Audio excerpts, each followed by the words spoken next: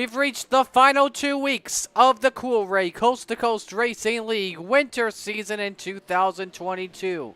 We welcome you to Monday Night Madness, brought to you by Malcolm's Mills Mill Riding. Tonight we begin with the Rebels, brought to you by our friends at the World of Sports podcast.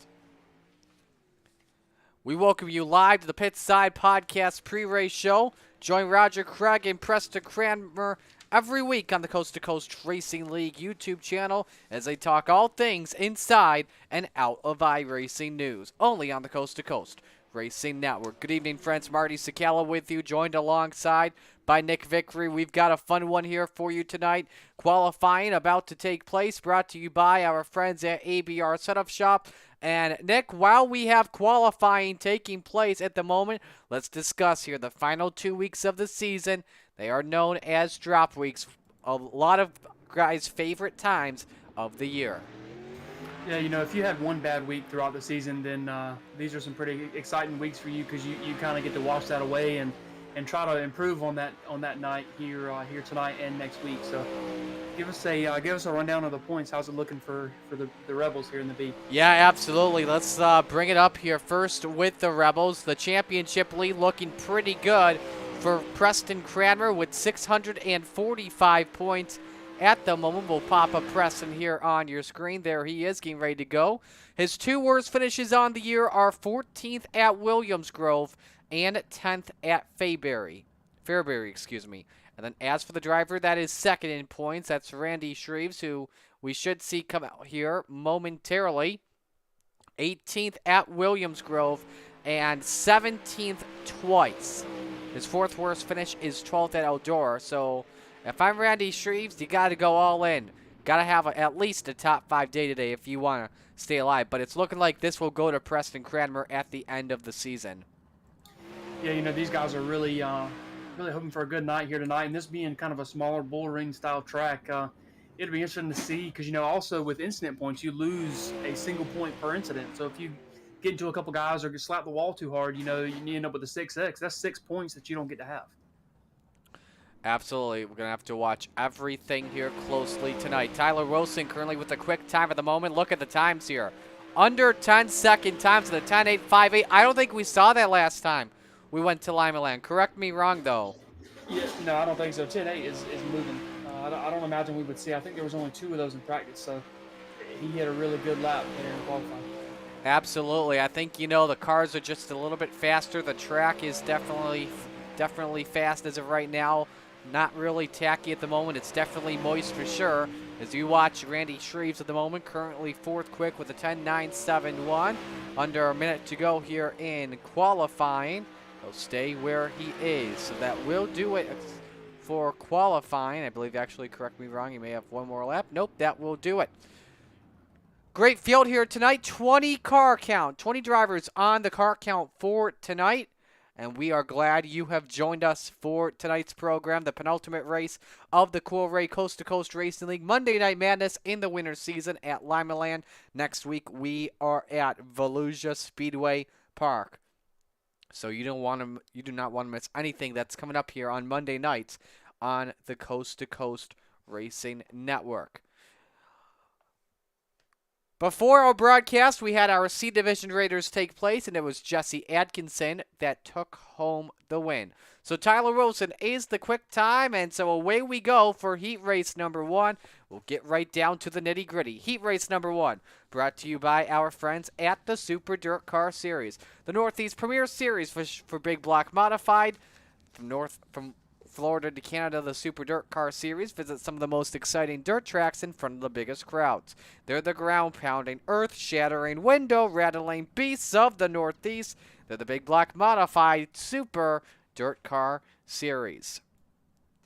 Here's the lineup for heat race number 1. It is Nick Schell and Donovan Ross that are on the front row. Watch row 2 closely because it's Randy Shreves and Tyler Wilson in row 2. Steven Bixler and Taylor Wineland make up row number 3. And Mike Cranmer rounds out the field for heat race number 1. So, Nick, as we get ready to go here, we can tell you this, by the way. Everyone's all good to go. So while we are at it, who is your one to watch closely? You know, it's really hard not to pick Tyler Wilson being the only driver to qualify in 10.8s. But I got to go with Randy Shreves. You know, I think he's second in points, so you got to pull kind of for the underdog to see if he can make it a lot more interesting coming into next week. Drivers tonight following the Steve King Foundation Pace Truck. The Steve King Foundation formed to help the dirt track racing community across the country by providing financial assistance to drivers, pit crew members, racing officials, track ops personnel, or the immediate families of those individuals who suffer serious illness, injury, or death. 8 laps, top 4 transfer. Winner of this heat race will start from the pole position. Pace truck is in. Show and Ross, the front row. Here we go. We're green at Limaland. High side's going to be the place where you want to be the entire night. Donald just showed it right there. He's at the point early. Tyler Wilson second. Nick Schell, Taylor Wineland side by side for third position as Donovan Ross leads the opening lap. Wilson tried to take a peek down to the inside, but nothing there he could do as Ross has the lead. Wineland clear for third, but watch the battle for fourth closely here, Nick. Yeah, Randy Shreves is definitely applying a lot of pressure. You know, it's just not a whole lot of room on this track. You know, with the track being this tacky, it's kind of a one-lane thing in the middle here. Absolutely. You see some of the drivers here tonight, like Tyler Wilson, for example, donning the Ukraine colors. As everyone knows what's been going on these past few days with Russia and Ukraine, we hope everyone in Ukraine is doing well. It's been a tough time we're dealing with right now. We're sorry to see what is going on. 3 laps to go. Wilson nearly had a run on Donovan Ross. However, though, caught the wall, did a wheelie. He just lost a ton of time there, but he still got time. About a half second separates him from Donovan Ross here, Nick. Yeah, and these laps are winding down super fast. You know, there's only 2 to go, and running 10-second lap times, it's going to seem like the feature here goes by in a blink of an eye. Oh, absolutely. It will. So here we go. White flag is out. 1 lap to go for Donovan Ross for the pole position. Ross coming in his 6th start on the season with the Rebels. 4 top 10s. Tonight he'll start on the pole with the Rebels. So it's Ross, Wilson, Wineland, and Shreves that round out the field. Nick Schell, Mike Cranmer will have to go to the B main. Steven Bixler did not finish the race. Second heat race tonight brought to you by Pet Partners. Pet Partners is the leader in promoting the benefits of animal-assisted therapy activities and education. More than 10,000 registered therapy animal teams making more than 3 million visits annually. Pet Partners serves as a diverse and respected nonprofit organization. Pet Partners teams visit in a wide variety of settings such as patients in recovery, people with intellectual disabilities, seniors living with Alzheimer's, students, veterans with PTSD, people who have experienced crisis events, and those approaching end of life. If you or someone you know is interested in pursuing a rewarding vehicle volunteer experience, Pet Partners can assist you at both ends of the leash, helping you become a registered therapy animal team. For more info, go to petpartners.org. Field rolling off here, and here is the lineup for you for our second heat race of the evening. It's Jeff Flaro and Kyle Sargent that make up the front row. Row number 2 is Jesse Bandy and Preston Cranmer. Row 3 is Daniel Vaught. And ladies and gentlemen, the return of Dean Reynolds is back with us. So glad to see him back after a couple weeks off down in Volusia. And that is the field for heat race number 2. Nick, you're one to watch closely. Let's go Preston Cranmer. You know, I would say either him or Jesse Bandy. You know, Preston's coming in with a lot to do tonight, trying to finish up front, trying to extend that point lead a little bit more. Absolutely. After Randy Shreves finished in 4th, Preston Cranmer would like to finish up front. He's the fastest of the drivers in heat race number 2. We'll see what happens. We're green. Look at Sargent up there on the chocolate chips looking for the lead, and almost got cut off there by Flaro, and I think he did. Almost turned him around. Meanwhile, for third, Cranmer up on the outside on Bandy, takes the spot away. High side has that big cushion at the moment. That's where you want to be. Track not slicking up here at the moment. We're 3 wide off of 4 victory. Yeah, you know, these guys are showing a lot of patience here. You know, on that first lap, Preston had to get on the brakes a little bit as the guys in front of him got together. So there's definitely a lot of patience here with the track being this small. Change for 4th position, Jesse Bandy. Looking, he's by Daniel Vaught for a position I think happened moments ago. We got reports that Dean Reynolds is off the track, and he will go to the B main after finishing in last. Battle for second on the line between Cranmer and Sargent here, Nick, as we're halfway through Heat 2. This is getting good. Yeah, Preston definitely wants to get all the positions he can here because, you know, if he finishes one position higher, that's like 3 positions in the feature. So he's got to be careful, though, because the guy in 4th is reeling him in. 2 laps to go. Winner of this heat will start on the outside front row. That's where Floro wants to be, at a top 10 in the Raiders, of course. Remember at USA nearly had the Triple Crown a couple weeks ago, but could not get that to finish after finishing 2nd in the Renegades. Floro off a turn forward, takes the Oshwegan Speedway machine to the win in heat race number 2. It is Cranmer 2nd, Jesse Bandy 3rd, and something happened, I think, with Kyle Sargent. It's like the car ran out of fuel or something. He's right on board with Sargent. That's at the white flag. He was in 2nd position. Uh-oh, there was contact with Jesse Bandy. And that put him back to a B main. We did not see that at all, so we apologize for that. Anyway, we get set to go here for our 3rd and final heat race, brought to you by the World of Sports Podcast. Come relax, laugh, and have a good time with Mike and Rod as they take a dive into the crazy, exciting, wonderful world of sports. Enjoy guests, current events, and the hottest topics in today's sports. If you love sports just as much as us, join us and let's enjoy the world of sports. Find us wherever you listen to your favorite podcasts. Lineup for heat race number 3 looks like this. It's Andy Patton and Joe Backus that make up the front row. Row number 2, last week's winner, Bob Evertson and Chris Schaefer. The 3rd row, Jack Clevenger and Roger Craig. And low line, Brendan Lacey will start from the rear tonight in this heat as he has a heat EOL. 1 lap to green here. Who is your one to watch out for, Nick? So I mentioned earlier that there was only like 2 guys that ran in a 10.8 in practice, and Brendan Lacey was one of them. So definitely, I think the hard charger of this race is going to be Lacey. We'll have to see what happens. Pace truck is in. Backus and Patton, the front row. Winner of this race starts from 3rd position tonight. We're green. Always makes you feel like that green wants to come out earlier, but it doesn't. Oh boy, Backus and Everson collide. And somehow, nope, I thought everyone was going to keep them straight. Roger Craig 360 puts him back to 7th position. After all of that, Clevenger 4th, and look at Lacey all the way up to 3rd in 2 laps, and he wants 2nd for the slider on Schaefer. Yeah, he was barely able to squeak by on the top there and all that. Oh my! Holy smokes, they are getting antsy early. Too many slide jobs, and Schaefer and Lacey are gone. So Bob Everton and Joe Backus on the answer back get back into the 3rd and 4th positions as they go at it for P3, but I don't think they're done fighting for it yet, though, Nick.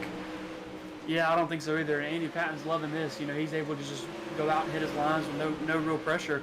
You know, I think there's 3 laps left, and Clevenger's about half a straightaway back. So we'll have to see if Andy can keep hitting his marks and stay out of trouble. Clevenger closing in at the fastest lap of the race last time around at a 10:95. The leader, Andy Patton, with an 11.27. Clevenger started in the 5th position. One of the slowest. Andy Patton, the 4th fastest. White flag is out. This is going to be good. Who's going to start in the 3rd position tonight? That lap traffic, Chris Schaefer. Patton uses it as a pick to prevent Clevenger from running the low line. And at the line, Andy Patton takes the win in heat race number 3, followed by Everson and Backus. That was a really good finish to a pretty wild race there. Absolutely. We're going to go back here before we begin our B main because the B main, nothing to worry about. We'll have to go here through iRacing to show you what went down between Lacey and Schaefer. There's the slide job in 2. Then Schaefer tries to slide Lacey back, and that, oh my goodness. That's a lick right there for sure, folks. Let's ride on board here with Lacey. There's the first slider. Here comes Schaefer with the 2nd slider.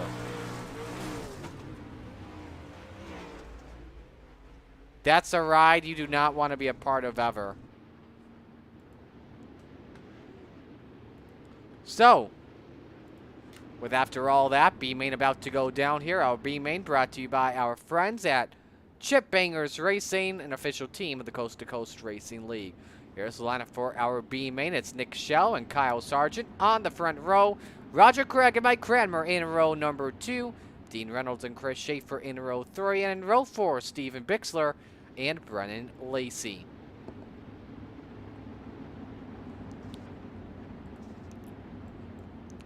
Extra practice here for all the drivers, 10 laps. Winner of this heat race will start from P13 tonight. Here we go. And Nick Schell caught sleeping there off the start. This should help out the drill sergeant. Kyle Sargent goes to the point. Mike Cranmer, Roger Craig want to make it 3 wide, but Schell comes up for second spot. We're 3 wide in the stripe. Mike Cranmer wants a piece of P2, Nick. Yeah, these guys they're still giving each other a lot of room, though, so. Trying to prevent themselves from getting any incident points, as I believe they do accumulate over to all the racing activity. And 12X will get you disqualified from this session. See Chris Schaefer, Roger Craig going out for 4th spot. And Schaefer will hold on to it up on the outside. You see here the track getting a little bit slicker on what looks to be the inside and the high side. Not too much in 3 and 4, unlike 1 and 2. So I'll be really interested to see here, Nick, if anyone tries the middle out in the feature. Yeah, I think come the feature, I think you're going to see guys either on the very, very top or down there by those tires. And the way the track's wearing in right now, I think on the top, you're going to see guys bouncing the right rear off the wall, and we could even see some guys get in trouble. Right on board with Dean Reynolds, giving that Dirt Vision plug. Him and the Bass Man nearly touch for P5 on track, and so Dino gets control of 5th spot. Kyle Sargent out in front with a 10.98 quickest lap of the day in this B main. Sargent probably a name by surprise in the B main with 2 wins this season. Brennan Lacey also one with 2 wins on the docket this season, and he has fallen all the way back to last position, so that will be likely where he starts from unless he can make a move on Bixler. Meanwhile, for Kyle Sargent coming off turn 4, he will start from 13th spot as he wins the B main tonight. It is Schell 2nd, Mike Cranmer 3rd, Schaefer 4th, Reynolds 5th, Craig 6th, Lacey got by Bixler for 7th position. Now, folks, it's time for our Icon Sim Sports warm-up watch, who aim to bring the sim racing community a one-of-a-kind fixed chassis experience unlike any other, while exemplifying extraordinary customer service to its patrons. Imagine having a sim racing chassis built specifically for you, a custom chassis engineered to accommodate you and your needs while replicating the look, feel, and design of a real race car. Check them out online at www.iconsimsports.com.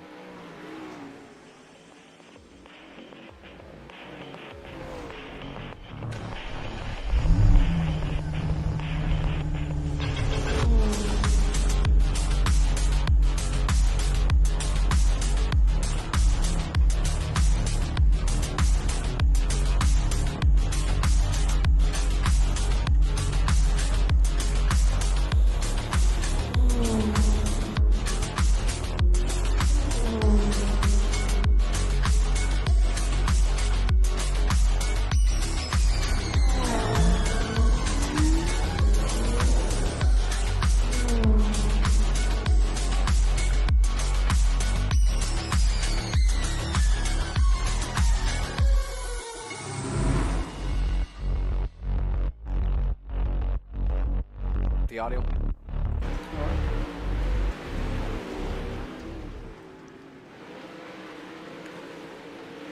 Just about halfway here through our Icon Sim Sports warm-up watch. The racing going quicker than ordinary, of course, because it's Lima Land Motorsports Park, one of the shortest distances on the dirt track calendar in the Coast2Coast Racing League. And right now, I don't think anyone see this as a surprise, but Tyler Wilson, currently the quickest with an 11.016, followed by Preston Kramer with that 11.176 for the top 2. They should be ones to watch out for closely tonight here, Nick.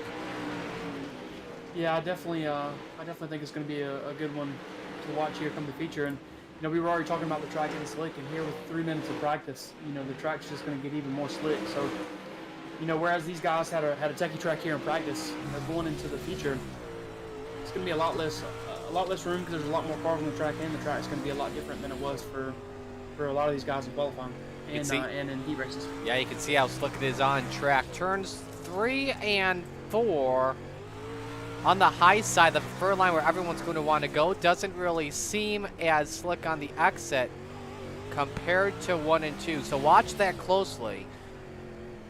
If you look at the low line here around the track, that's completely slickened in except for that tiny bottom in 3 and 4. So if I'm Brennan Lacey, because we know him as the guy that loves to run the low line, I would beware of that.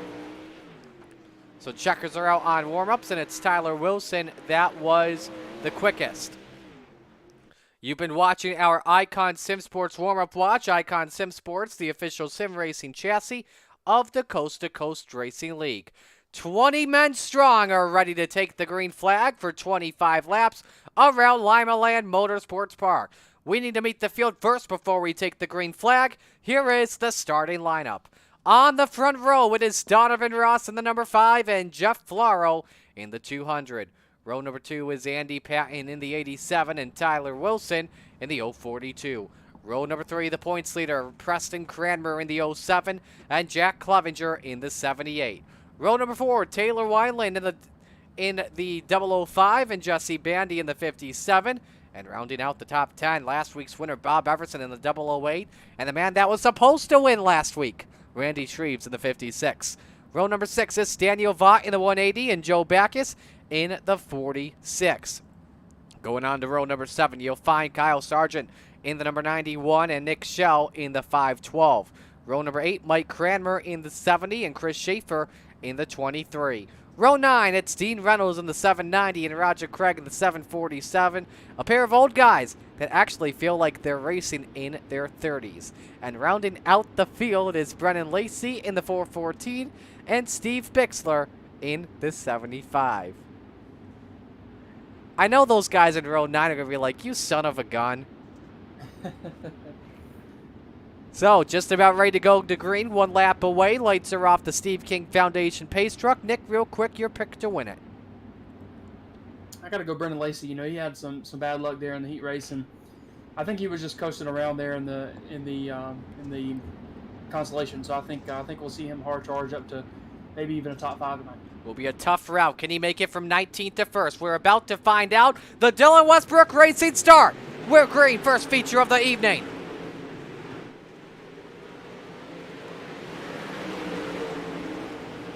Donovan Ross powers it on the low side and off at turn 4. He'll take lap number 1. Jeff Flaro second. Tyler Wilson third. First guy on the low line is Andy Patton. In the 87, they nearly come to blows behind them with Randy Shreves. And I want to say, is that Taylor Wineland 005? It was. Oh, look out. One car is flying in the back. That is Chris Schaefer in the 23. We've got no caution, and now we go under caution.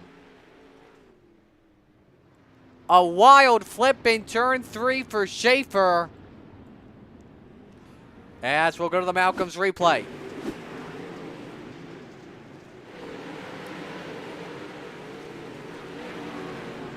It's like, oh, there was just a stack up on the low line. Sargent a part of it. And man, is that Bixler that sent Schaefer flying to the fence? It was.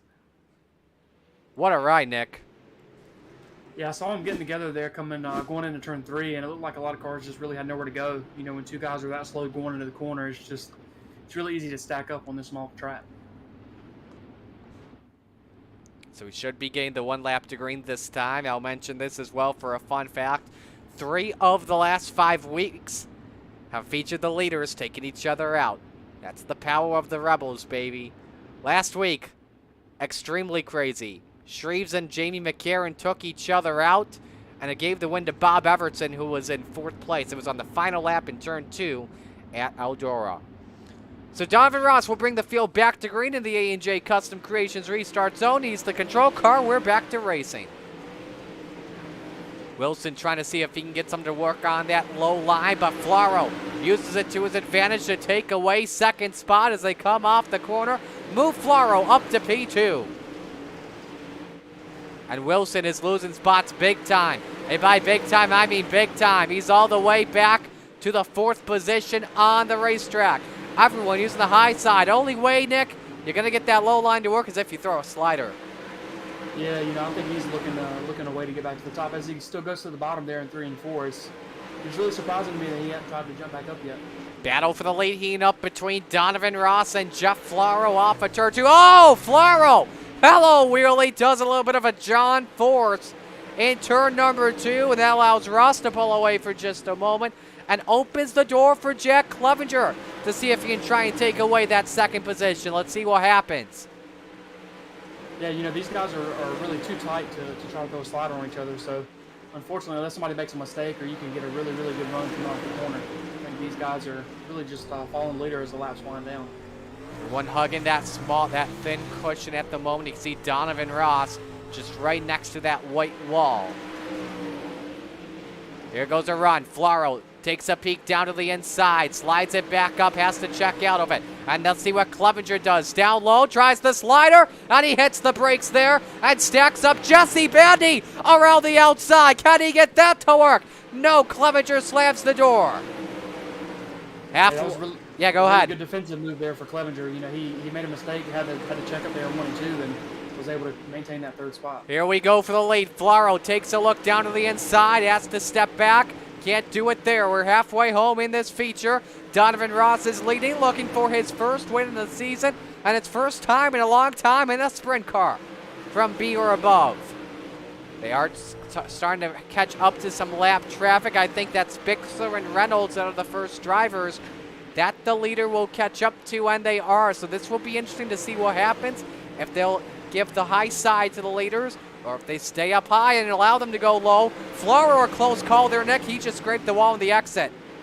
Yeah, he lost a lot of ground there. I looked up because he was probably 15 mile an hour slower than the guy behind him. Clevenger with the slider. Can't hit the easy button there. Flaro still fights him on it. Flaro with the crossover for the slider. Clevenger says no. He takes 2nd at the line. That's huge there if we get a late race yellow. Meanwhile, all of this, Donovan Ross is missing all of this. In front by 1 second. Another driver down on the bottom. That's Cranmer in the 07, looking for 4th on Jesse Bandy. Right now, he's got a big increase on Randy Shreves in the 56. Look at low line. Oh, my! There they go behind them. It's the big one at Limaland. Reynolds is involved. I don't know who else. Flaro, Clevenger.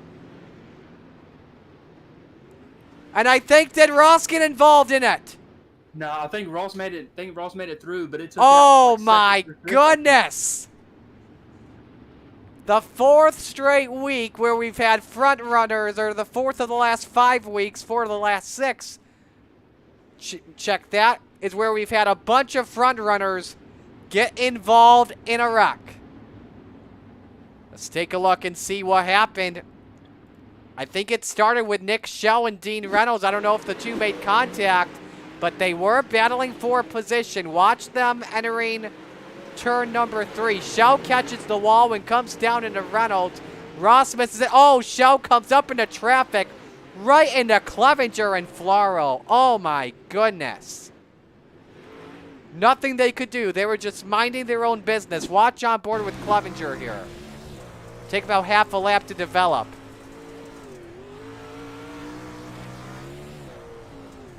Look at that, just minding his own business. We're back to green meanwhile. We got 6 laps to go at the line. Jesse Bandy and Preston Cranmer missed the rock. 3 wide for 2nd. Look at lowline Lacey go from 19th up to 2nd. And he wants the lead on Donovan Ross. Can he get it to work? Not yet. Ross leads at the line, Nick. 5 to go. Yeah, I'm really liking my pick right now. Oh my goodness. Lacey looking for the lead on Donovan Ross. Ross scrapes the wall off of 4. Lacey to the point. He had to go to the rear, had a tough LCQ, but he says, it's all right, boys, I'll put it on easy mode. And Lacey is in the lead with 3 laps to go. The only guy that can have the low line working is Brendan Lacey. Meanwhile, for 2nd, Jesse Bandy powers his way up on the outside, and we're under caution. We're not done yet. And that's Steve Bixler up on his side at the front chute. And we'll go to a replay. And while that's loading, note that Preston Kramer and Randy Shreves are 4th and 5th right now, your top 2 point leaders. Watch that closely. Here's what happened with Steve Bixler. Just lost in Jack Clevenger on a wild ride. Wow. Just sent him around like a bucking bronco. So, by the way, we do have a lack of replays tonight because of how quick it takes to get around Lernerville under caution. So we will have a 2-lap shootout. This is in regulation. If we get a yellow flag on this restart lap, we will go into overtime. We'll have 2 green-white checkered attempts. Can Lacey go from 19th to winning this race? He's got an opponent in Jesse Bandy right behind him. Both drivers looking for the second win of the season for Bandy. For Lacey, his 3rd. We're back to green. Lacey, the only one on the low line. Everyone else up top. You see Preston Cranmer, Randy Shreves going at it. Ross all the way back to 3rd. Cranmer in 4th. Shreves in 5th at the final lap. Brennan Lacey, perhaps the greatest hard charger anyone has ever seen. Low line Lacey gets his 3rd win of the season. He does it at Lima Land. You called it, Nick. I had never seen anything like that at this track. I can't believe it either. Fastest lap, I believe, of the race with an 11.45.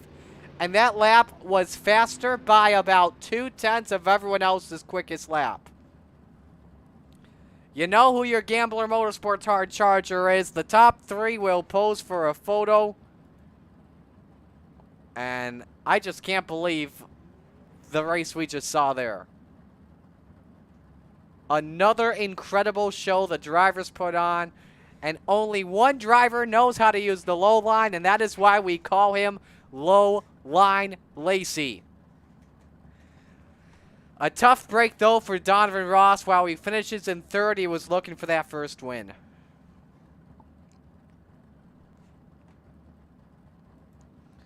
So as the drivers pose, we'll get you to Cool Ray Victory Lane in just a moment as the top 3 come on in. But Nick, while we're at it, what did you learn from our Rebels feature that you could use towards our 30-lap feature in just about 20 minutes from now? Not a whole lot, because I'm not fast on the low lines.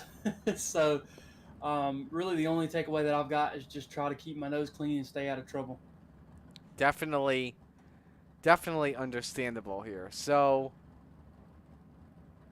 we'll just take a look and see here if we can bring our guys on in. We'll put Donovan in the waiting room.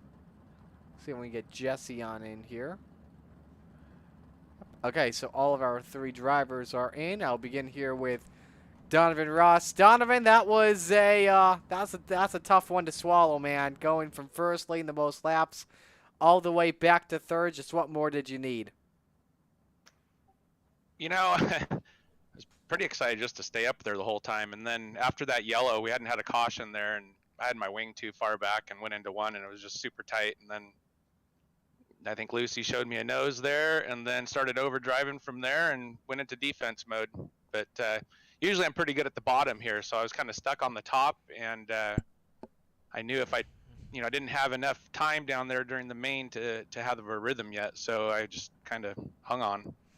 It's no surprise Brennan Lacey is known for notoriously going on the low line and making moves uneasily, but it was very rare any drivers could really get that low line to work tonight. I think it was Lacey that was the only one I could see for my takeaways. Is that what you saw as well from behind you? I mean, I know you were leading a lot today, so. Well, it's the pace of the race was so fast. We went green so long, we didn't have enough time to, to see if people were getting down, running lower. I don't know if he was running the low line the whole time or not, but, I didn't see any indication to go down there until it was too late. Well, you are eligible for the Renegades feature, so what are you taking from this into tonight? Take a cold drink of beer and head on into the next room, I guess. Probably a good idea. Who you want to give shout-outs to on your run? We'll just thank the league, you guys, for putting on a good broadcast. I'm listening in my other ear here. You guys are doing a hell of a job tonight, and Jack and Keith, and yeah, be good and see what we can do against the big boys. Thanks for having us. All right, Donovan, we'll let you go. Nice run tonight. Yep, thanks again. Donovan Ross finishing in third place. We'll get you to our second place finisher, Jesse Bandy, and we'll give it to Nick here. So Jesse, you started 8th tonight coming into the feature. How'd the race go, and how did you avoid all those wrecks? I just stayed patient, just kept my calm and just waited to see what was going to happen for a little bit there. And got lucky, like you said, avoided those wrecks. It was more luck than it was skill, that's for sure. But got to take a little bit of luck when you can get it. Very true, very true. So I know you saw Brendan Lacey running the bottom there at the end. Did you think about doing that earlier in the race, or you just stuck to the high side and tried to get around whoever you needed to make it to the front?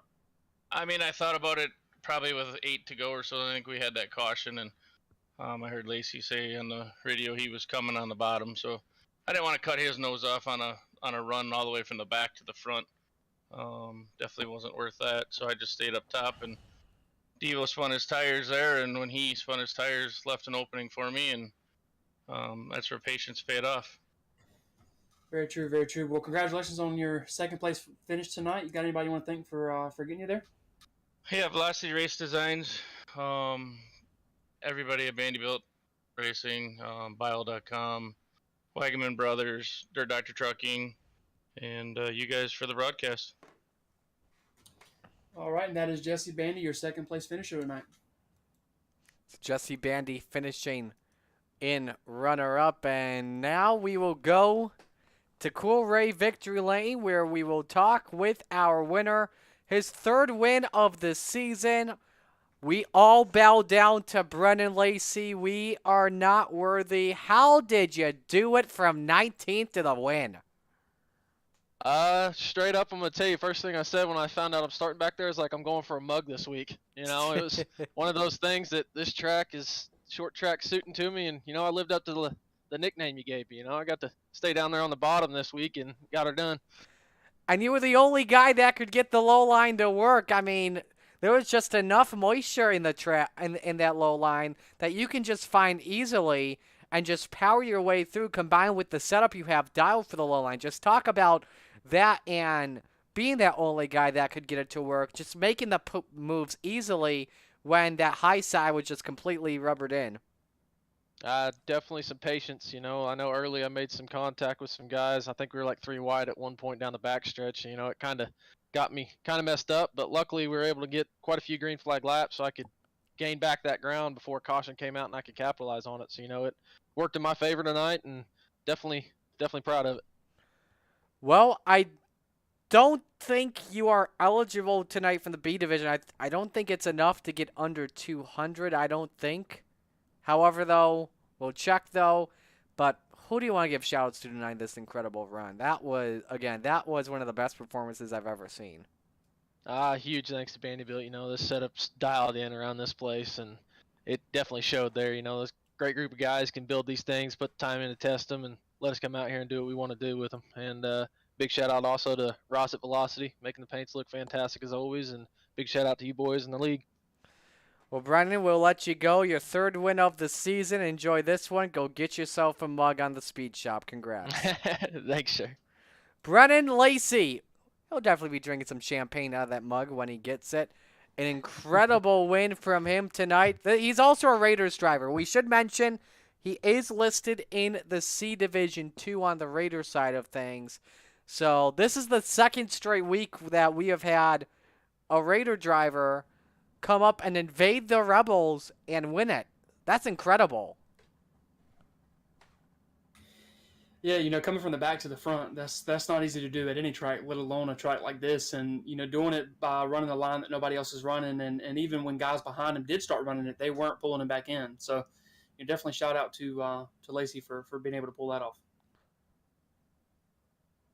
Sorry, so I got a correction, by the way. He is not a Raider driver. He's not listed on the standings as a Raider driver. I thought I saw him in earlier on, but I think he was just watching as a spectator beforehand. So we got that wrong there. But let's give you your results from tonight. Total of 14 drivers finished another lead lap. Your last two finishers were Kyle Sargent and Chris Schaefer in 19th and 20th. But Brennan Lacey wins, Jesse Bandy second, Donovan Ross third, Preston Cranmer fourth, Randy Shreves fifth, Jeff Flaro sixth. Cranmer fourth, Shreves fifth, Flaro sixth, Bob Evertson seventh, Taylor Wineland eighth, Daniel Vaught ninth, and Joe Backus rounds out the top 10. They're all eligible to move up to Renegades, all depending on IL as long as that is under 200. So we do have the confirmation from Roger that Lacey's IL is good enough for him to move up to the Renegades. So somebody better give Brennan Lacey that memo right now. Is he still in the waiting room? Nope, he is not. I think he's on the speed shop right now buying that mug. So someone tell Lacey, get his butt in the Renegades lobby right now once that gets started in about a minute from now. So while we are at it, we are going to pause. We're going to step aside for our sponsors to have a few words and for us to pay the bills. And when we come back, Renegade time about to go down at Limaland. So stay with us right here on the Coast to Coast Racing Network.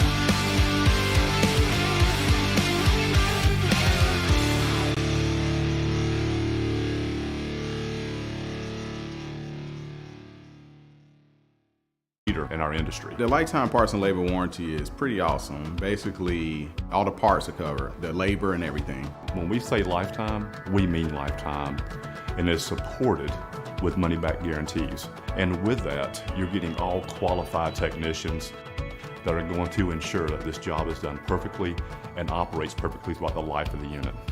Learn more about our Coolray lifetime parts and labor warranty at Coolray.com. Coolray and Carrier. Turn to the experts.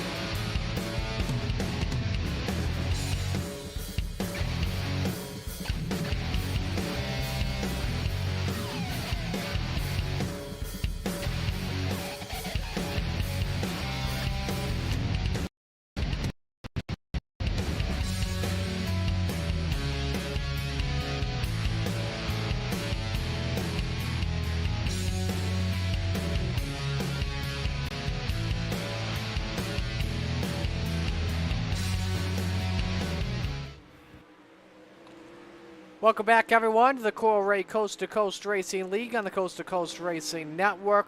We are just about 10 minutes away from getting set to go here with the Renegades, and our Renegades are brought to you by our good friends at Dillon Westbrook Racing. Dillon Westbrook Racing, an official partner of the Coast-to-Coast Racing League.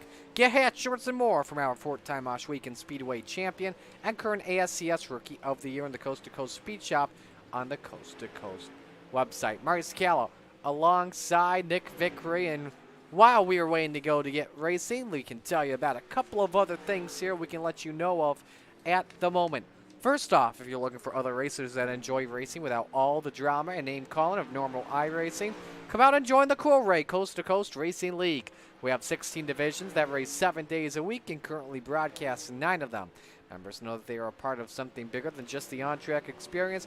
Go to www.c2cro.com and click on Apply to join in on the action. The cars are virtual, though racing is real.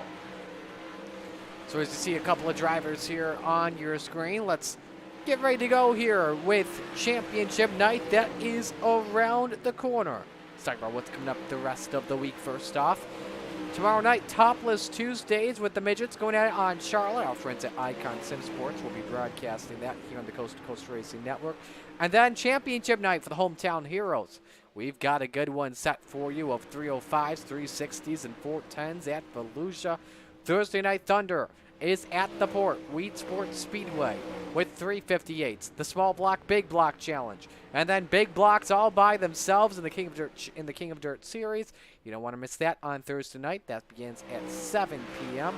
Friday Night Lights brought to you by Icon Sim Sports. They are also at Volusia with street stocks, late models, crate late models, and 305 sprints. All that on the Coast to Coast Racing Network. Next week for us is championship night at Volusia. We will be broadcasting all series, so make that note. We are starting at 7 p.m. for the broadcast next Monday for the Raiders event right here on the Coast to Coast Racing Network. Marty Scalo alongside Nick Vickery here for you. Vickery getting ready to take to the track, and we got a fun one planned here for the Renegades at Lima Land. We are hoping for a clean one, hoping for a caution-free 30 laps, but you never know, and lap traffic could definitely be a key for the Renegades tonight, Nick. Yeah, you know, we saw it there at the end of that last race. You know, the two lap cars got together and took out like second through fifth. So, you know, I think patience is going to be key. And I know I mentioned it in the heat race there last division, but patience may prove to be what brings the winners to the front tonight.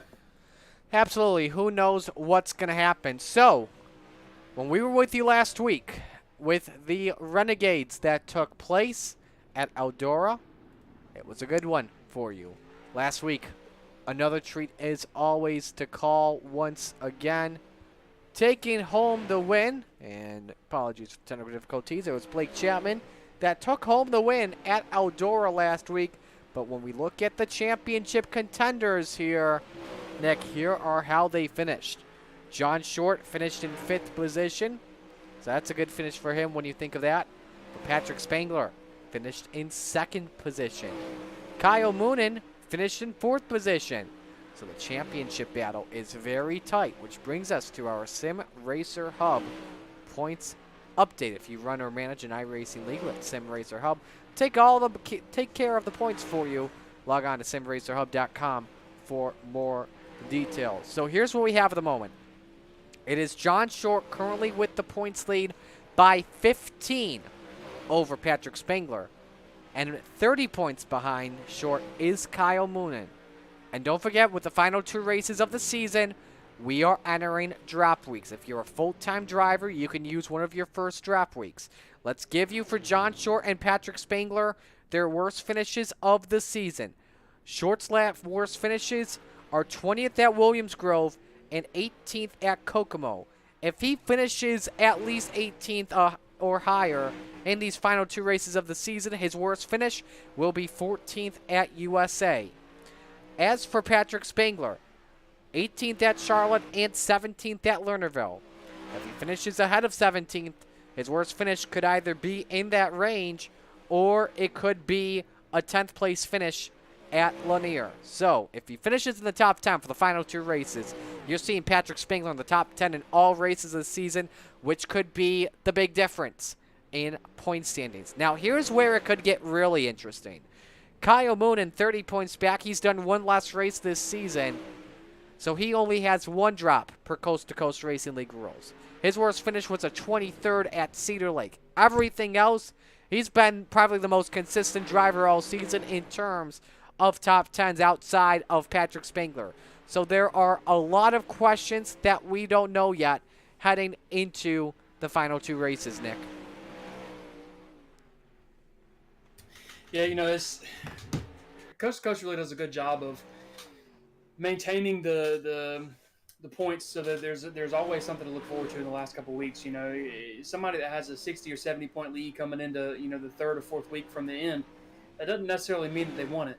With drop weeks coming in, and that really throws a wrench in everything for guys that are chasing the championship. So we'll just have to see how it plays out.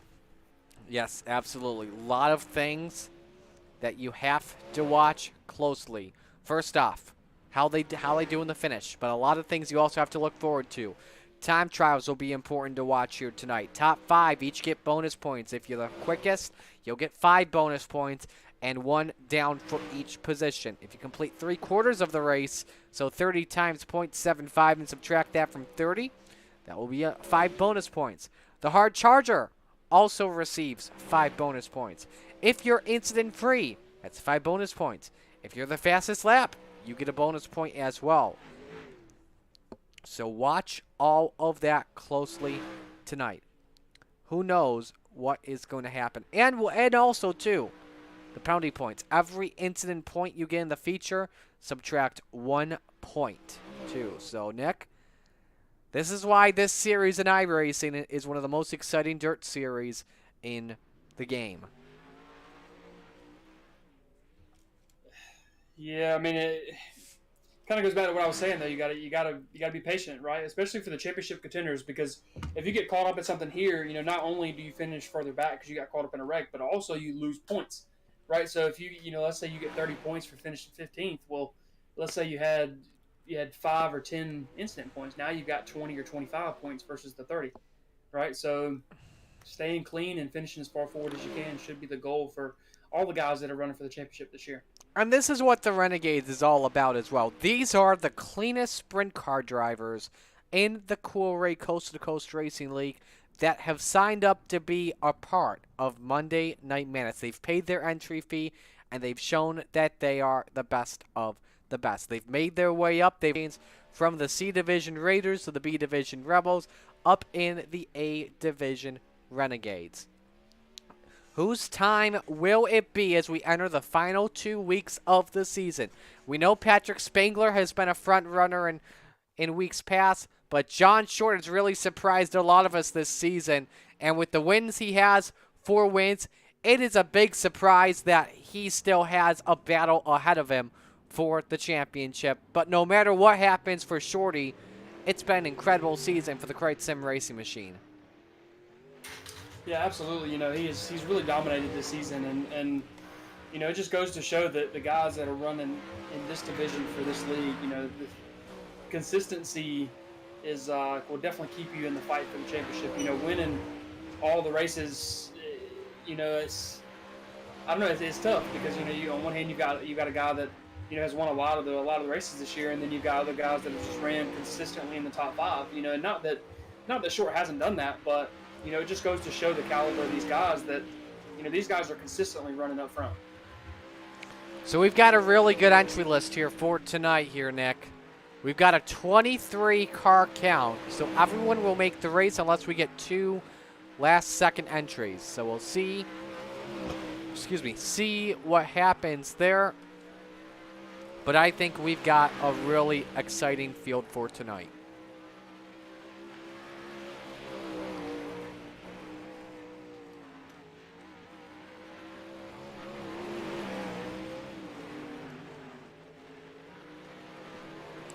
We're going to try and do as well here throughout the event for the Renegades is try and keep track of how everyone is doing in terms of the points. So we'll keep that in mind here for tonight.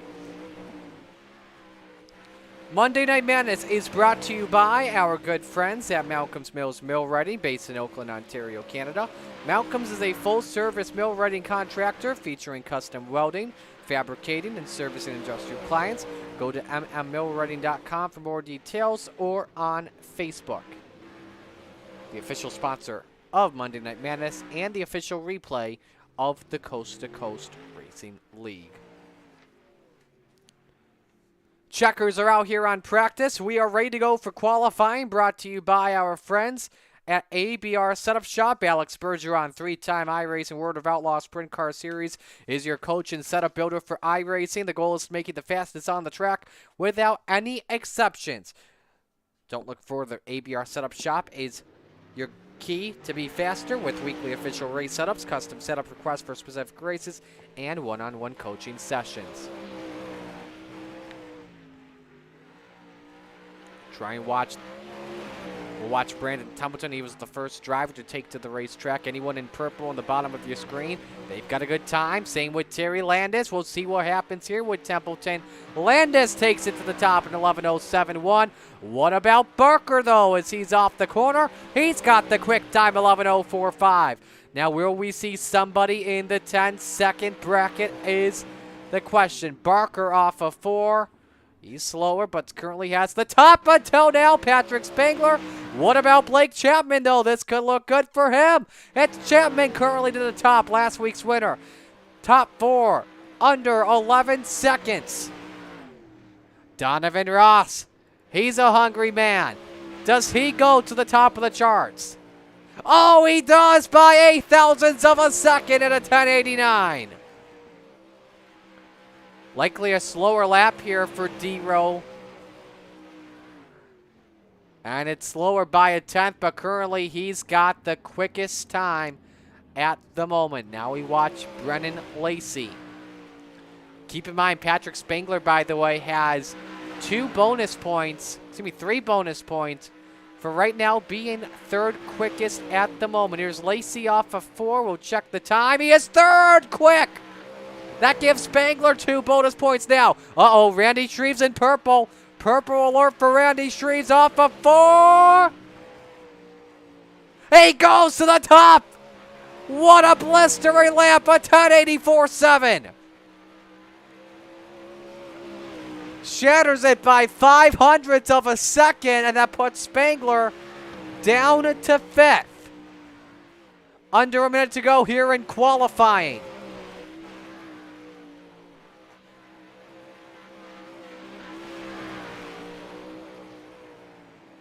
Stephen Goldner off of turn number 4. Slower here this lap. Let's go to Kyle Moonen in the 24. Goldner goes 5th quick. And Patrick Spangler will not get a bonus point in qualifying. Moonen 16th quick. Needs an improvement here. And it goes to 10th quick. Let's watch John Short. Gotta hurry here.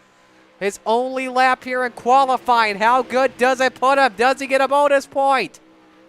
No, he is 10th quick at an 11 even. Randy Shreves has the quick time with a 10.847 from the Rebels, and that does it for ABR Setup Shop qualifying. Oh, man, Nick, I need a breather after that one. Well, it makes you wonder if maybe John Short might have been trying to play the invert a little bit there. He's starting on the pole here in this first heat, so that definitely gives him a good starting spot to try to get on the pole for tonight's feature. That could possibly be. Who knows what happens? And now we go to the heats, which will determine our starting lineups.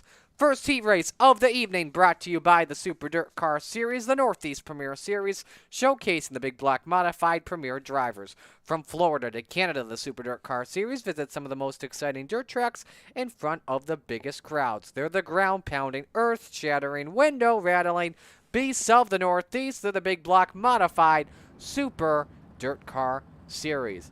Lineup for heat race number 1. Looks like this. It's John Short and Daniel Vaught on the front row. Row number 2, Brennan Lacey and Randy Shreves. Row 3 is Terry Landis and Brandon Templeton. And in row number 4, Nathan Aldrich and Zach Chapman. First 2 rows, you'll absolutely have to watch closely here. Like Nick just said, you've got John Short on the pole. And if he can stay there, he'll be on pole position for the 30-lap feature tonight. Brennan Lacey just coming off of a Rebel win. Inside on row 2, the quickest in qualifying, Randy Shreves. Starting from 4th spot. A lot of answers here that we will know after the first heat rate. A stack heat you have to watch closely as the Steve King Foundation pace truck makes its way into pit road. Short and Vaught, the front row, 8 laps. Winner starts on pole. We are racing at Lima Land for the Renegades.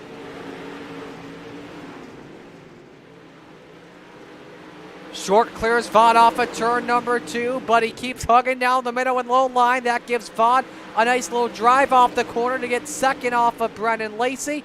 As Short leads lap 1, Lacey can't get the low line to work just yet. Slides up in front of Randy Shreves in the battle for 3rd position.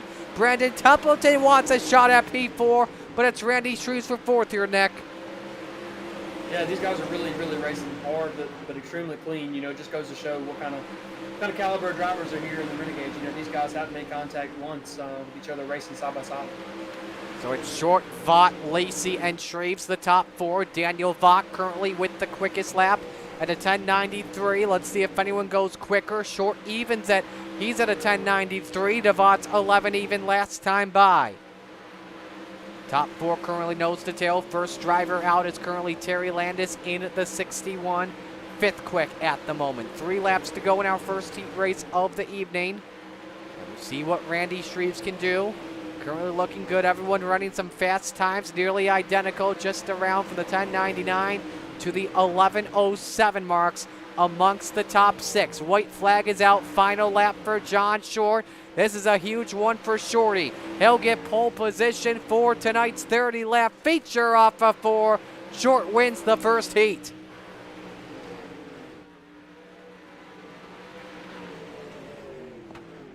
Top 4 remain the same in terms of the transfer spots. And so we will see what happens with Short for the 30-lap feature. He definitely wants a win big time. Second heat race of the evening brought to you by Pet Partners. If you or someone you know is interested in pursuing a rewarding volunteer experience, Pet Partners can assist you at both ends of the leash, helping you become a registered therapy animal team. For more info, log on to petpartners.org. Lineup for heat race number 2 looks like this, and watch the front row closely once again. Aiden Young, Jeff Flaro in row 3, and Barry Goldner starts in 7th position. Nick, you're one to watch out for here in this heat. I am assuming it has to do with Kyle Moonen. Yeah, Kyle Moonen, we saw there John Short start on the pole and Kyle Moonen start on the pole. So I think as long as they get a good start, I think it'll be a tough one to get around. So my choice here is definitely going to be Moonen. This would be huge here if you have championship contenders on the front row. Moonen starting in 2nd position. Remember, by the way, he'll have one last drop compared to John Short. That's at the moment, by the way, due to one less race. Winner of this heat starts on the outside front row. Moonen and Everson will bring them to the green flag. It's out. Moonen tries to slide up in front of Everson, but it doesn't work. There goes Everson in the 008 to the race lead. From the Raiders to a top 10 in the Rebels. And now leads in heat race number 2. Donna Ross is 3rd and Stephen Goldner is 4th. We wadded them up with Aiden Young and Jeff Flora. We'll take a look real quick at the Malcolm's replay and show you what happened here, Nick. They make contact. Oh, man! Right in that opening, and that car is nearly disintegrated. 3rd place battle, though, on the line here, Nick. Yeah, you know, it looks like Donovan's trying to stay a little bit lower. Let's see who that is. Then Stephen Goldner. Stephen Goldner's trying to run high and get a good run coming off the corner, but there's just a lot of grip there in the middle still. For the lead, Moonen took a peek underneath on Bob Everson, but could not get that to work, so Everson leads. Imagine if he can start on the front row. Meanwhile, change for 3rd position. Ross takes it away from Stephen Goldner. Stephen had it for just a split second. But it's Everson out in front with 1 lap to go in heat race number 2. There's the battle for 3rd. Ross has it over Goldner at the moment. Goldner wants a higher position. Goes to the inside. Can he get the turn to work? Tries to slide up in front of Ross. And at the line, it doesn't work. Goldner takes away 3rd position. Over Ross is Everson. Wins the heat, and he'll start on the outside of the front row. That leaves, though, Kyle Moonen, though, still with a good starting spot. He'll start in 5th tonight. 3rd heat race of the evening, brought to you by the World of Sports podcast. Come relax, have a good time with Mike and Roz, and take a dive into the crazy, exciting, wonderful world of sports. Find them wherever you listen to your favorite podcasts. So your lineup for our final heat race of the evening. It's Jeff Barker and Nick Vickery on the front row. Row number 2, Patrick Spangler and Blake Chapman. Row 3, Joe Backus and Bob DeGood. And row 4, Jeff Kemper and Steven Fernberg. So there's a trend right now.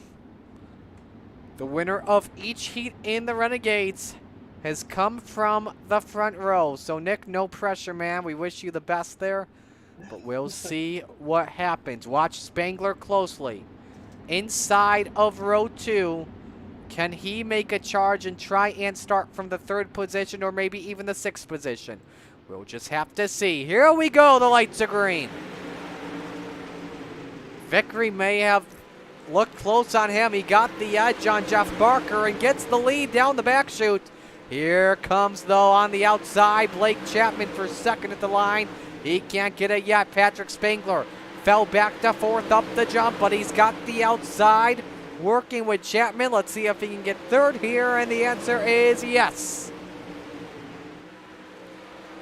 Currently following in pursuit with Blake Chapman, seeing if he can get his way up to 2nd. A 2nd place finish would put him 6th on the starting grid for tonight. Vickery, meanwhile, pulling away, gap of about 0.6 of a second over 2nd place. Blake Chapman, oh, they touch! That got close there, but Spangler's got to run up on the outside, the preferred groove. Chapman slides on up.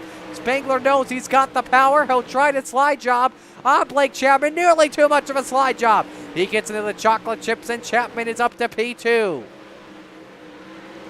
He's right on board here with Spangler. Sends it in underneath. Nice slider there. Blake gets back to the inside. Do we see a slider of his own with 2 to go? Yes, he does. Chapman up to 2nd. Spangler wants 2nd, though. He wants a 6th place starting spot from tonight. Joe Backus, meanwhile, up on his side of the white flag. He'll tow it out, give Vickery some room along with the battle for 2nd. Spangler couldn't get it to work. He'll send it in this time. He wants to start in 6th place. Oh, they get together, and there goes Blake around, and he's out of 4th. He is out of the top 4. Bob DeGood transfers in.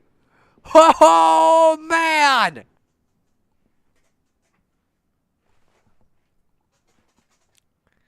So Vickery will start from 3rd. Spangler starts from 6th. after the huge send by him, and it puts Blake Chapman into the B main to start from the 9th position. Let's go back and watch that one more time here. Yeah, again, we got to go through iRacing because it advances instantly. Show you what happened here, and we'll show you from our drone angle. You see the slider there. They touch wheels, and Chapman just did not have the lane. Would have been an incredible battle. Sends Blake sideways. And there is the pass from DeGood, who's like, holy smokes, I made it in. Man, oh man.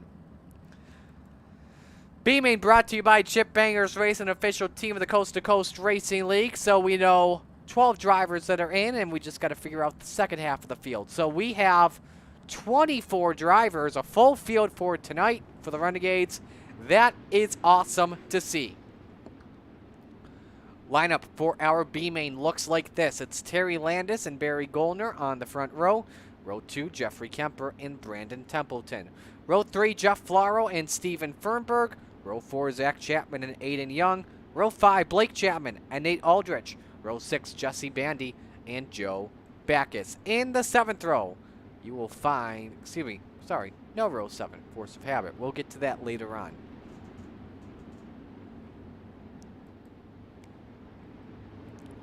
Half a lap to the green flag, again for extra practice. Winner of this heat will start from 13th. I tell you, by the way, Jesse Bandy did not make the call to grid, so with that, either, I believe he is in now. Yes, he is, so he'll have a late start to come on out as we're green. So Landis with the early start here. Here's a pair of orange cards for second. Jeffrey Kemper and Barry Goldner. We're nearly 3 wide in the mid-pack, but it's a hornet's nest in turn 2, Nick. Yeah, you know, there's guys 2 and 3 wide there mid-pack as one gets up into the wall a little bit there in 3. I think that was Aldrich in the 5:14 as he has lost a ton of time. Let's go to second spot. Barry Goldner with the edge. Here comes Steven Fernberg. He does a wheelie off the ground for just a moment. Opens the door for Aiden Young in that 69 machine. Brandon Templeton in the 31, also a part of this pack, has the quickest lap. 11:25 after 4 laps. Templeton is on the charge. He is up to the 4th position. Meanwhile, Kemper goes sideways all the way back to the 6th spot. 3 cars under a blanket in the battle for second, while Terry Landis is pulled away to a near 1 second lead. Fernberg takes a peek all the way down to the inside. Doesn't work. Let's ride on board with Templeton. Looks down low, the slide job. That got close. An accordion effect from second on back. Barry Goldner in 3rd. Steven Fernberg got 2nd for a moment. There's the slider from Goldner. Another accordion effect. 3 wide. Oh, they all get together. Fernberg is around, and the save with Jeff Kemper. Blake Chapman is up on his side.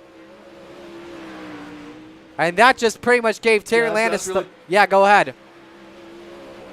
I said that's really tough there because, you know, I think that was the second corner where they had all accordioned, and you can only do it so many times with, you know, 5 or 6 cars on top of each other.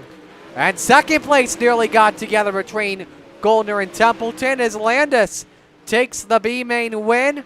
Change for 3rd. Backus gets by Templeton at the end by 2 1/1000ths of a second. Wow. So preliminary action is in the books. And so we'll step aside here for our Icon Sim Sports warm-up watch. We'll be right back. Stay with us here live, but you're not going to miss a thing of the warm-up. Stay with us here at Virtual Lima Land.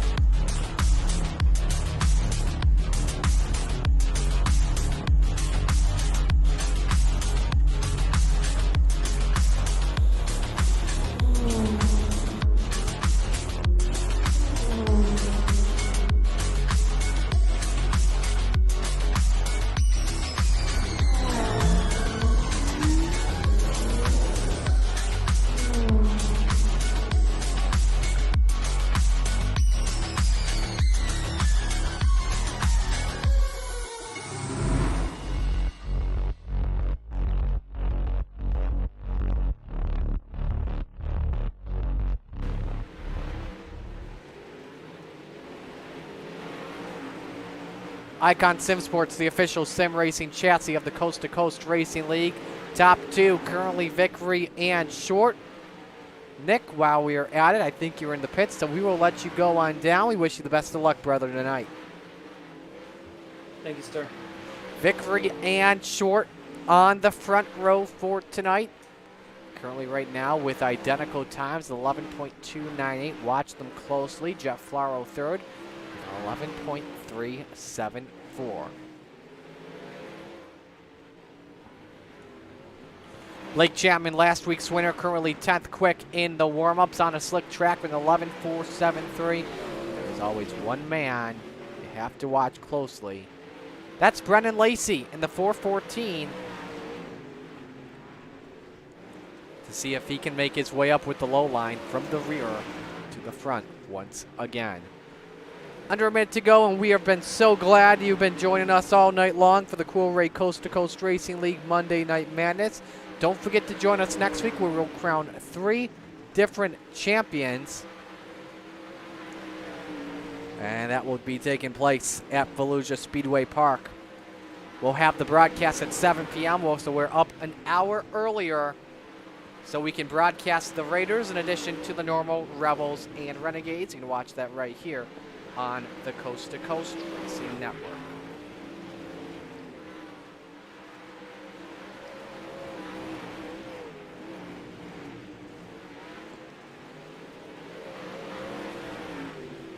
A full 24-car field here tonight with the Renegades here at Limaland, so a very tight field here, so we'll see what happens in terms of the racing. Stephen Golden, the quickest in warm-ups with an 11.254. This has been your Icon Warm-Up Watch. Well, ladies and gentlemen, on behalf of Coolray, the Coast to Coast Racing League, and all the fine drivers and sponsors, we thank you for choosing to spend your Monday night with us. It is now time to meet the field of 24, ready to take the green for 30 tours of Limaland. Ladies and gentlemen, here's the starting lineup. On the front row is John Short, the points leader in the 51, and Bob Evertson in the 008. Row number 2, Nick Vickery in the 00, and Daniel Vaught in the 180. Row 3, 2 championship contenders, Kyle Moonen in the 24, and Patrick Spengler in the 39. Row 4, Brennan Lacey, Lowline Lacey in the 414, coming off a Rebels win, Stephen Goldner in the 30. Rounding out the top 10, Jeff Barker in the 513, and Randy Shreves in the 56. Row number 6 is Donovan Ross in the 5, Bob D. Good in the 7.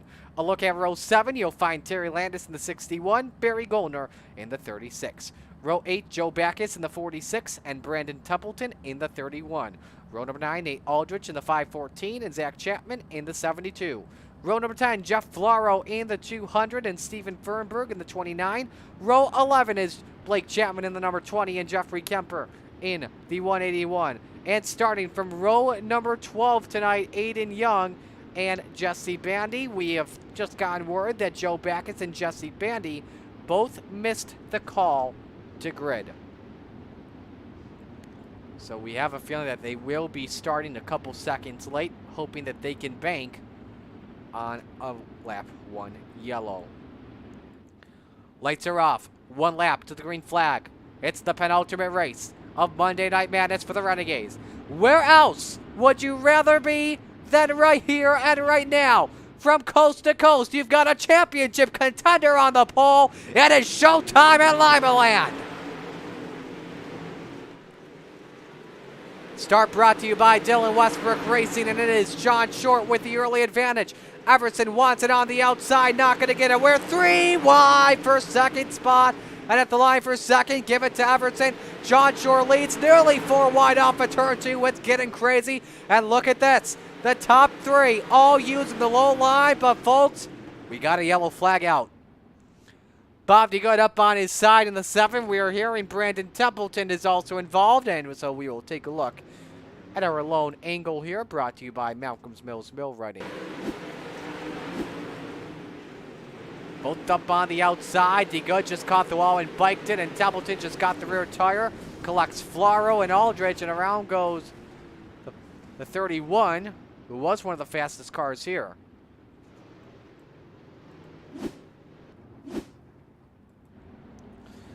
So something that we have seen that's completely different from the start of the Rebels. Everyone, or I should say the majority of people, using the low line at the start, trying to learn from Brennan Lacey's tactics. So we'll see what happens here. So John Short leads. Bob Everson second, Nick Vickery third, Brennan Lacey fourth, and in fifth is Daniel Vaught. Short fires in the A&J Custom Creations restart zone. We are back to racing.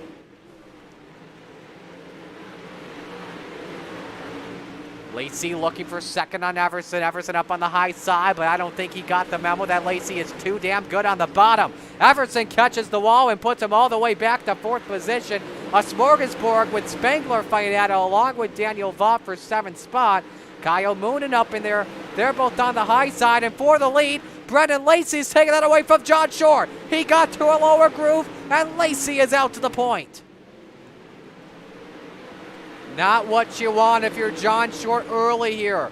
Stephen Goldner to the inside, takes away third from Bob Everson as Vaught goes sideways.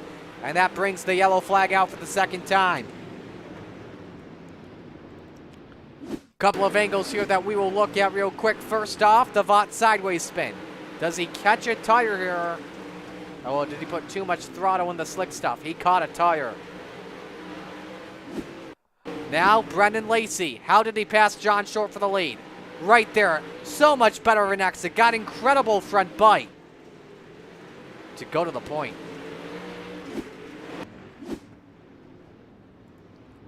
So low-line Lacey will bring the field back to the green flag.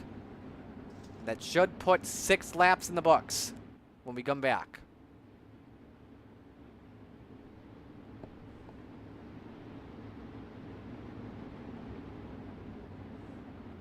So let's reset the field here. Brendan Lacey started from 7th. He is up to the lead.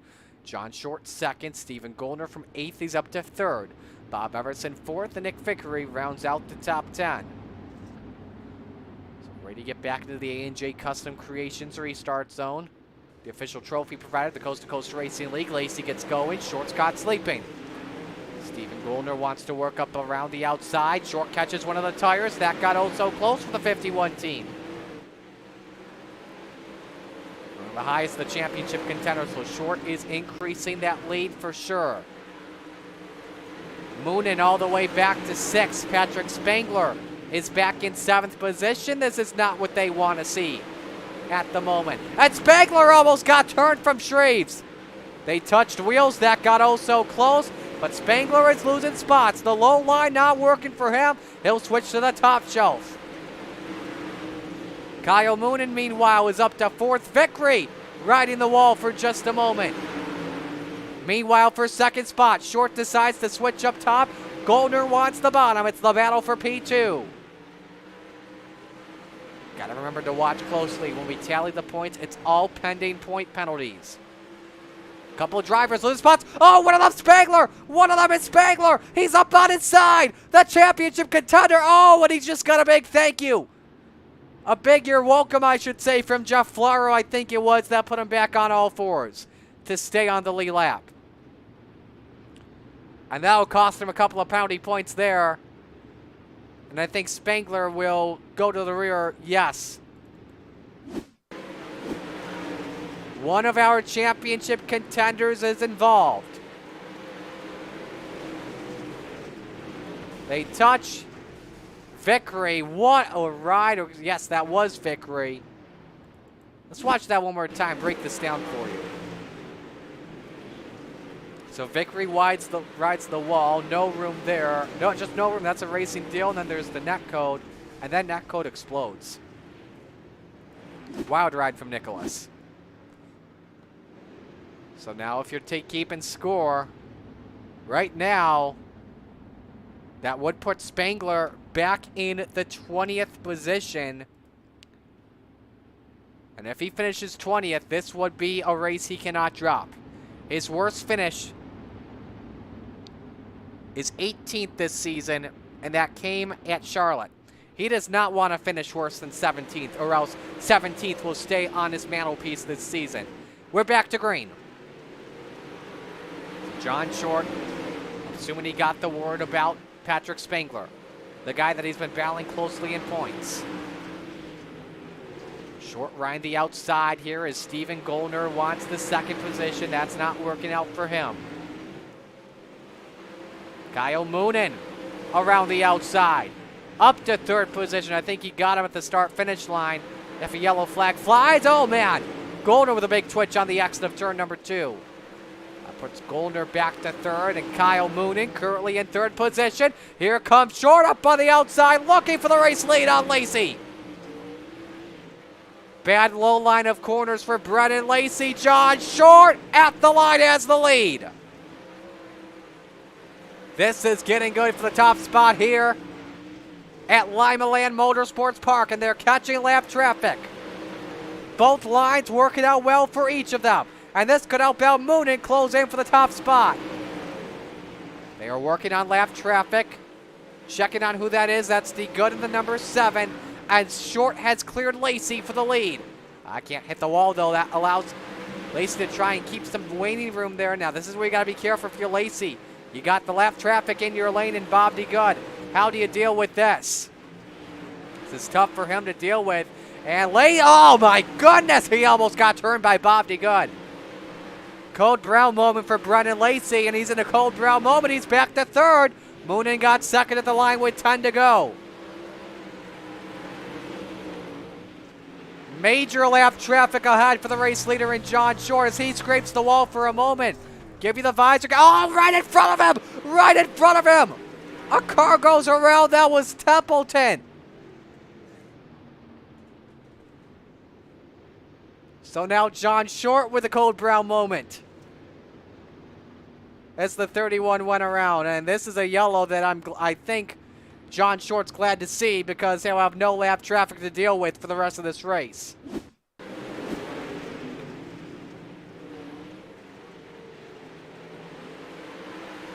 See what happened here in 1 and 2. Oh, contact with Spangler, Vickery, and Templeton right in front of Short and Moonen. That nearly turned into disaster for John Short. And it was oh so close to setting up a 3-way battle for the championship in the final race at Fallujah. So for those wondering, by the way, got 1 lap to green. Moonen's in third. Spangler currently in 17th.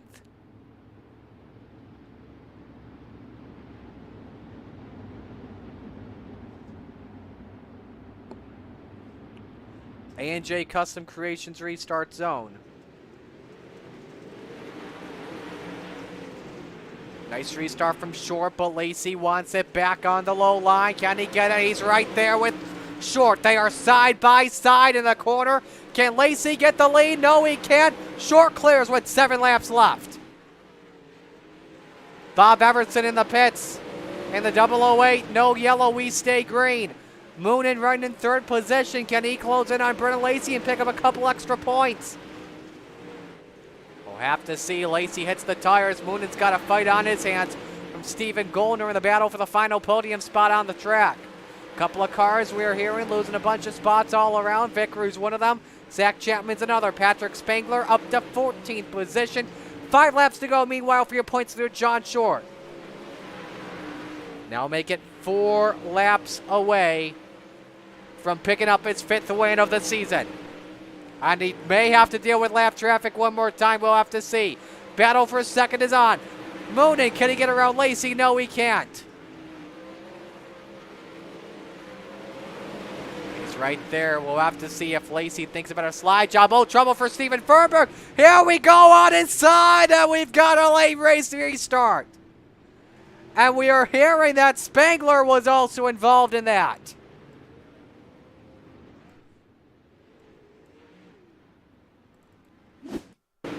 Fernberg's called it a night. What happened here? In turn 2, just catches the rear tire and starts spiking it. Catches Aiden Young and Barry Goldner. I don't know if Spangler was involved, but from this we're hearing he is in the pits. Back in 18th position. Not good for the drop side of things. Got into Barry Golder and on his side. Major implications right there. Spangler currently in 18th, which would mean that one of his worst finishes of the year would be 18th. Both of his finishes of the year would be an 18th place finish for a drop possibly. Back to green, 2 laps to go. Brendan Lacey matches the restart on John Short. He clips the tires though, hits it deep big time to the corner. He wants the race lead off of 4, white flag in the air. 1 to go in Lima Land. John Short, Brendan Lacey, or the field. Make your pick right now. John Short looking for another points paying win. Lacey's going to have to send it big time. Rides the low line off the corner. Can he get it? No! John Short by 0.02 of a second. What a win for John Short. Extends the points lead. From wire to wire. With Lacey leading in the middle, though, excuse me. But John Short, a big moment for him. Patrick Spangler, with his worst finish of the year in 20th.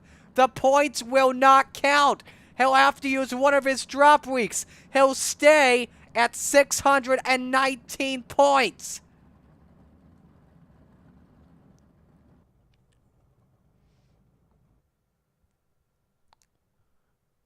Kyle Moonen still yet to use a drop week as the top 3 have posed for a photo.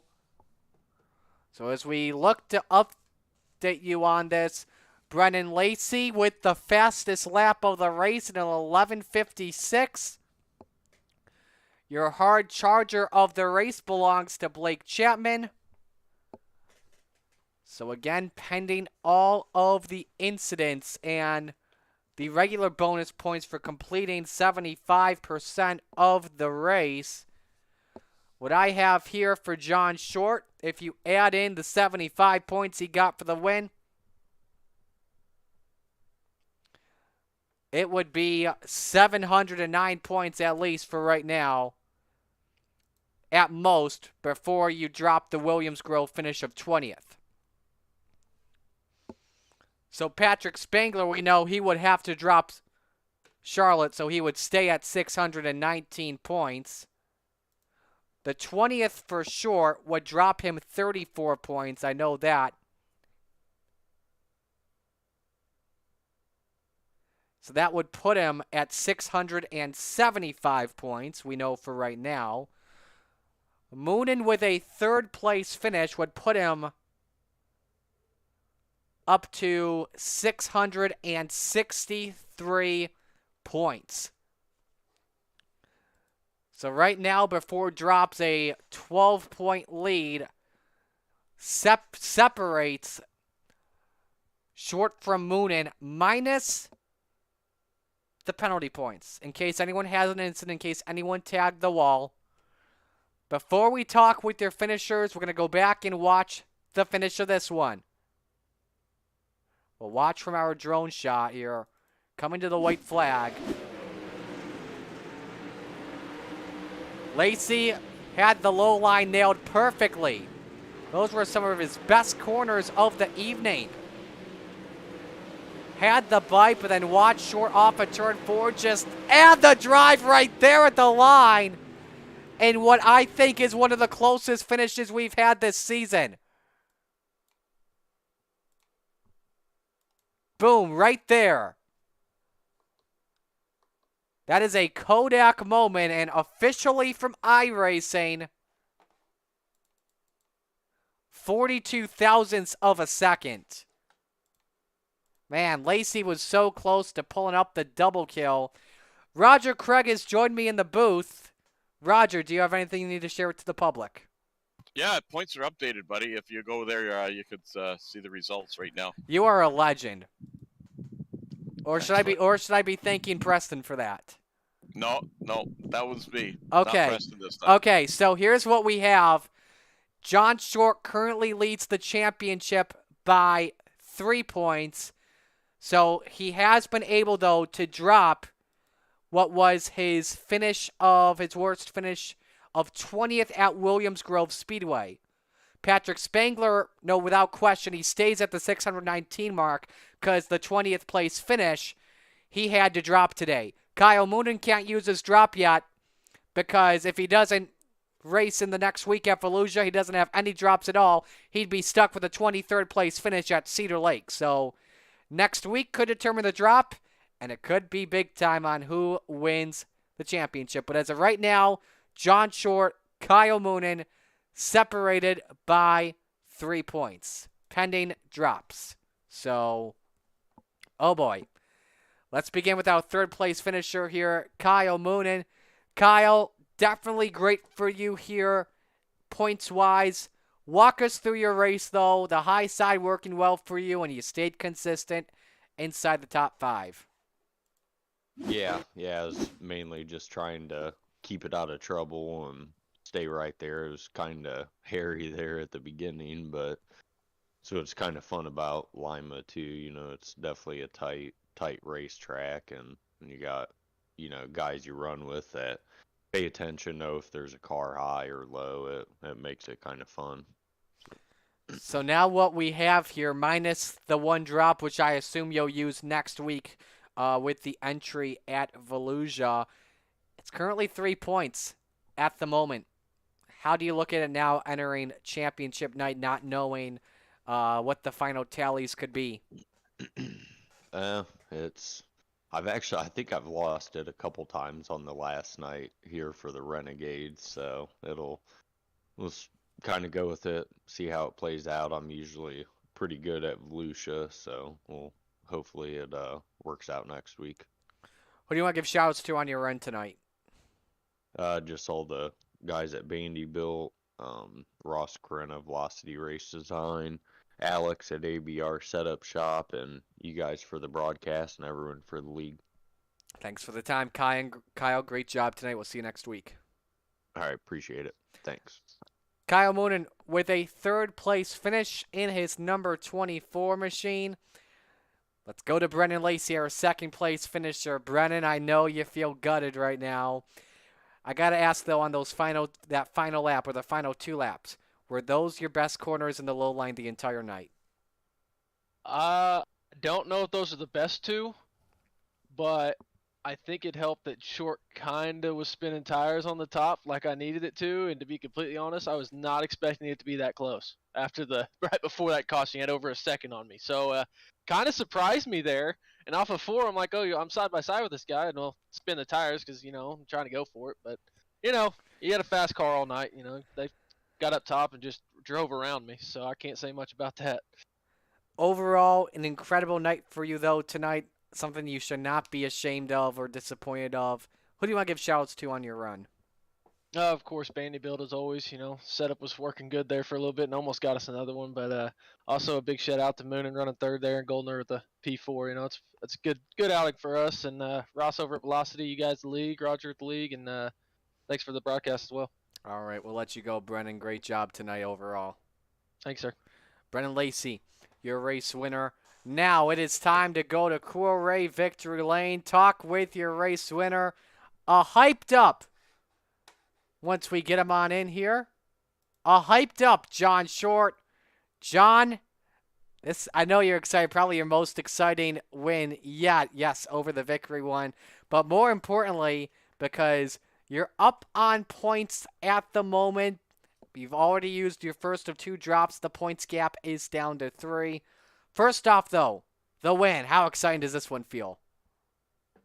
Yeah, it feels really good. I honestly was a little surprised there. We were just talking in the waiting room about kind of the race strategy, and I felt really good going in on the bottom, and then you know, Lacey being the master of the low line and Goldner, they were way faster than me down there, and just I figured I had to do something. I was kind of almost just holding Goldner up to try and save a spot, thinking the low line was still the place to be. And then he showed me the top and ended up getting by him on the top and just ended up just pounding the top the rest of the race. And car felt amazing up there, and we were able to reel Brennan back in before a caution there and get the lead. So that was kind of clutch. Was able to control the race from the rest of the way, but it was really exciting. Didn't really need that last caution. I was breezing a little heart was skipping a beat again, almost like Vickery's. I looked over to the left and saw his car there. I think it was like .04 or something on iRacing, so it was super close again. So that's a couple in my book this season. I've gotten a little lucky and finished on the right side of the finish line. So, but yeah, we're super excited to have 5 wins in 11 races this season. It's pretty incredible. I don't know where that all came from, especially after the last few seasons, but it's we'll take it anytime we can get it. I do want to ask you as well, because I believe you had one of the fastest cars here. It wasn't like that way, though, in qualifying. You started on the front row for the heat. Was that part of the game plan coming in? Yeah, I mean, it's kind of hard to put yourself on a front row in these races. It's not very easy. I honestly only got 1 lap in because I was messing around and waited till the last minute to get in the car. So I think the second lap would have been a little faster, but definitely the first lap put me right where I wanted to be. Never want to be that close to the invert line, but being able to be up front the whole race here, avoid some of the carnage, and put myself in a position to actually race for the win was pretty key coming in here. And I knew Moonen had been doing the same thing. And Patrick's always fast as well. So, but Moonen had been doing the same thing with the points or with the starting position, getting up front, and that's pretty clutch when you don't have to work through all the guys in the field because everybody's so fast, especially on a short track. So it wasn't the plan, but it wasn't like I tried to put it right there, but it worked out in our favor tonight. So now, without question, next week this will come down to the final race. We know it will be you and Moonen duking out for it. Right now, 3 points minus the drops. When we take the drops away, your worst finish after the drops would be a 14th place finish after your second drop. And then for Moonen, after his drop, his worst finish is only 6th. You've got more wins, though. You've been more consistent up front this season. Do you think this will come down to who finishes ahead? Yeah, I mean, I think I'm going to actually need a couple positions. And when I was doing calculations on it earlier this week, I thought he had probably a 20-point lead by the time both his drops would have factored in because he's got a really bad finish on one of his races. So I think we would be neck and neck. Maybe I might be a little ahead if I didn't run out of fuel at USA, but I think I'm actually going to need to finish a couple positions ahead of him at Volusia next week to be able to have a chance at it. So I think he's in the catbird seat. No pressure on him. Hope he hears that, but I'm sure I'll be talking to him this week. Trying to ruffle his feathers a little bit. We have a pretty good relationship, so it'll be fun. One of the good guys in our league that it's fun to race against. He's always clean, so and we're pretty good buddies, live close to each other. So if I'm going to lose to somebody, I'd rather be a teammate, but he's not a bad in second place. So, but we're not out of it yet, and we'll go hit Volusia. It's not one of my better tracks, and I know he's pretty good there after watching the Hometown Hero stuff. So I think I got some work to do this week to try and pick up my pace and battle for this championship. Who do you want to give shout-outs to tonight in your run? Definitely got to thank the Kreitz Sim Racing boys. Having a lot of fun. Picked up some speed here, and not that we haven't had some, but Preston's doing well. A lot of the guys are doing well this season, and Blake coming on board, winning last week, so that makes it back-to-back wins in the league. So that's exciting. Having a lot of fun over there with Joe and Terry and Preston and Blake. And I got to thank the Can-Am Racing team, Malcolm Mills, Mill Riding, and Kreitz Oval Track Parts, Epsilon Sprint Wraps for the great wrap we got this season. And I got to thank Game One's Homegrown Popcorn. Get yourself a bag of really good popcorn. Use the code CART, and you'll get yourself 15% off out the door there. So some really good stuff. Go check them out. And I got to thank you guys for putting on the broadcast, Roger for putting on the league, and my wife for letting me do this. Great job tonight, man. Congratulations. Thanks, Marty. You guys have a good one. You too. John Short taking home the win tonight in the Renegades. For Short, his 6th win of the season. He is celebrating tonight in Cool Ray Victory Lane. Cool Ray's goal is to make sure that Ray's tradition of 100% customer satisfaction lives on today. Cool Ray is proud of their reputation of providing excellent customer service to homeowners and businesses in Georgia. Their mission is to continue to build long-lasting relationships with their customers through their winning spirit and commitment to 100% satisfaction guaranteed. So look at your results. John Short with the win. Brendan Lacey second. Kyle Moon in third. Stephen Goldner fourth. Blake Chapman fifth. Donovan Ross sixth. Randy Shreve seventh. Nathan Aldrich eighth. Aiden Young ninth. And Terry Landis rounds out the top 10. 16 drivers finished on the lead lap. Here are the rest of the results on your screen. But Nick, what a night of racing we have had here tonight. I mean, and what a finish between John Short and Brendan Lacey. And I am really excited for Volusia next week. Yeah, I'll have to go back and watch the replay of the Renegades. I didn't get a chance to see that, but just talking about the excitement tonight, we saw an amazing race there in the Rebels race as well. With Brendan Lacey running the bottom, so I can only imagine how good that Renegades finish was there at the line. I heard some of the split times you guys were talking about, so definitely excited to go back and watch it. And as we go into next week, it's a tight points battle as we confirmed tonight. So it's kind of be on the edge of your seat for the guys that are up there fighting for the championship. Absolutely. You do not want to miss it. So don't forget to tune in next week for Championship Night at Fallujah. Don't forget we are on an hour earlier at 7 p.m. as we will be broadcasting the Raiders Championship as well. Do not miss it for sure. So that will do it for us here at Virtual Lima Land. On behalf of everyone at the Coast2Coast Racing League, from Cool Ray to all the drivers and the rest of our sponsors, from our admins, Roger Craig and Preston Cranmer, and on behalf of my broadcast partner, Nicholas Vickery, Marty Sakala, signing off tonight. We congratulate Brendan Lacey and John Short. They are your winners at Lima Land tonight. So long, everyone.